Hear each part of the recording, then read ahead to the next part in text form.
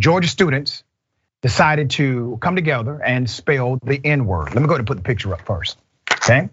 Here it is. They are spelling the N-word.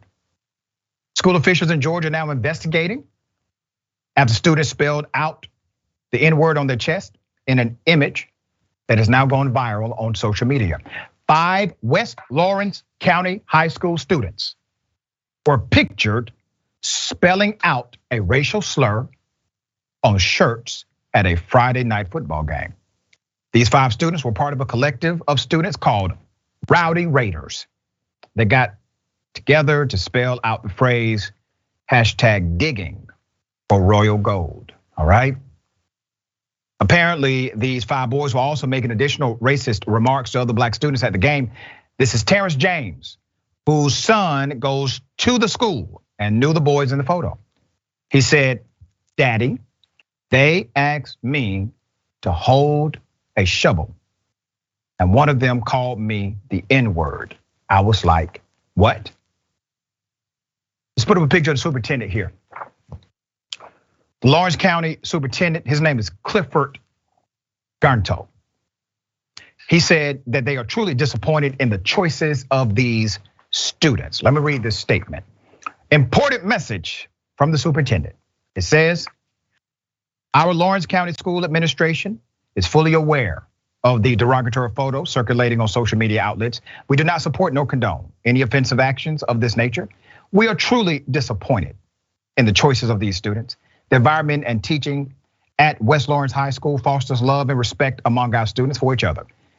What is observed in this picture is completely misaligned with the values of our school and community. Rest assured, the incident is being investigated.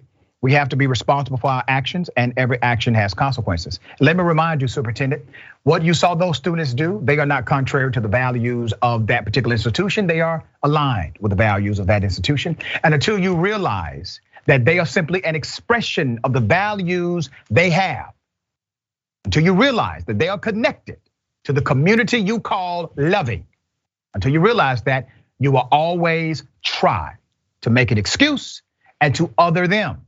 The reality is they are you are them. There's no disconnect here. You got some work to do, Superintendent, in your own backyard. I don't care what your press release says. They are an expression of the values of that institution.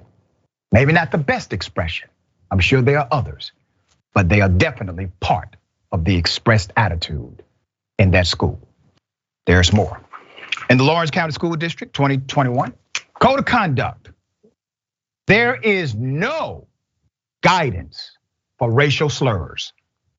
There is a mention of racial harassment used in verbal or discriminatory form. It says these actions are strictly forbidden.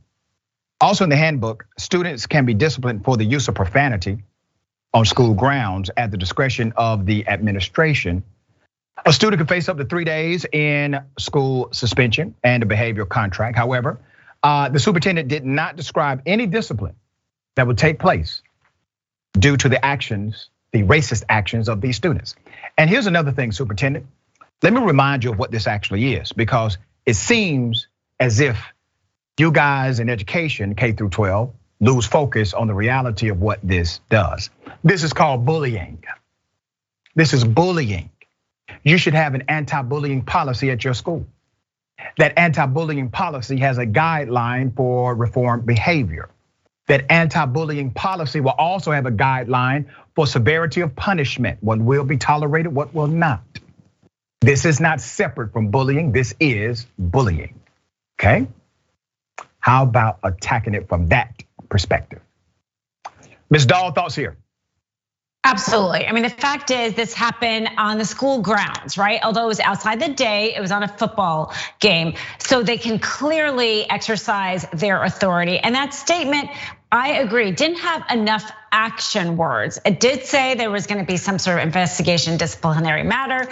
clearly their code of conduct isn't explicit enough. It doesn't say, what does forbidden mean, right? It doesn't lay out any kind of what the consequence is. So that gives it a little bit maybe too much discretion for whatever particular principal or whatever investigates it. But also I think that, like you said, the broader conversation, because not only did they do this, but they did this in a way that they knew the whole school was watching them. Kids don't do something if they think they're going to be ridiculed. They thought they were going to get support from the rest of their classmates. Otherwise, they wouldn't have done that. So why do these students think they're going to get support for this racial slur? There's obviously a larger problem, and it's not just these kids. And that superintendent doesn't at all address that issue. Very well said.